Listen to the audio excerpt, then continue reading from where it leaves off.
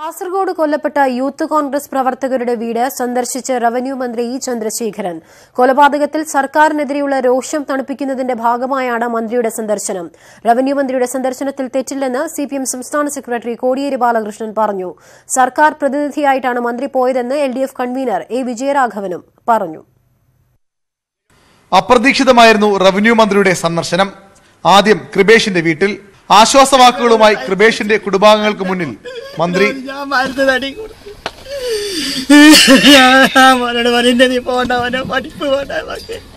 കൊലപാതകത്തെ രാഷ്ട്രീയ പ്രശ്നമായി മാത്രം കാണരുതെന്നും സംഭവിക്കാൻ പാടില്ലാത്തതാണ് പെരിയയിൽ നടന്നതെന്നും മന്ത്രി.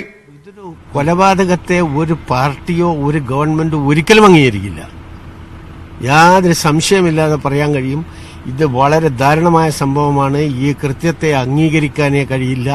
അവർ പറഞ്ഞിട്ടുള്ള കാര്യങ്ങളെല്ലാം കേട്ടുകൊണ്ട് ഞാൻ അവസാനമായ ഒരു വാക്ക് പറഞ്ഞു, ഇത് ഞാൻ തീർച്ചയായും സർക്കാരിന്റെ ശ്രദ്ധയിൽപ്പെടുത്തും എന്ന്. അതുമാത്രമേ പറയാനുള്ളൂ. ശരത് ലാലിന്റെ വീടും മന്ത്രി സന്ദർശിച്ചു.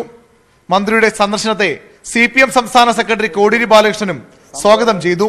സ്ഥിതി പുനഃസ്ഥാപിക്കാൻ ആണ് ഗവൺമെന്റ് പ്രതിനിധികളും അതാത് സ്ഥലത്തെ ജനപ്രതിനിധികളും മുൻകൈ എടുക്കേണ്ടത്. അത്തരം നിലപാടുകളാണ് സ്വീകരിക്കേണ്ടത്. അങ്ങനെ പോവുകയല്ലേ വേണ്ടത്.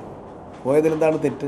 എന്നാൽ മന്ത്രിയുടെ സന്ദർശനം രാഷ്ട്രീയമായി നല്ല സന്ദേശമാണോ നൽകുന്നത് എന്ന ചോദ്യത്തോട് എൽഡിഎഫ് കൺവീനർ എ വിജയരാഘവൻ പ്രതികരിച്ചത് ഇങ്ങനെ: ഒരു മന്ത്രി എന്ന സർക്കാരല്ലേ, അതാണ് നല്ല സന്ദേശം എന്ന് കരുതിക്കൂടെ. എൽഡിഎഫ് നേതാവ് പോയി, യുഡിഎഫ് നേതാവ് പോയി എന്നല്ല, ഇത് ആവർത്തിക്കാതിരിക്കാനുള്ള ജാഗ്രതയാണ്. പെരിയ കൊലപാതകത്തിൽ സർക്കാരും ഇടതുമുന്നണിയും രാഷ്ട്രീയമായി പ്രതിരോധത്തിലായതോടെ തടിയുരാനുള്ള ശ്രമങ്ങളുടെ ഭാഗമായി കൂടിയാണ് റവന്യൂ മന്ത്രിയുടെ സന്ദർശനം എന്നാണ് വിലയിരുത്തൽ. ന്യൂസ് 18 കാസർഗോഡ്, തിരുവനന്തപുരം.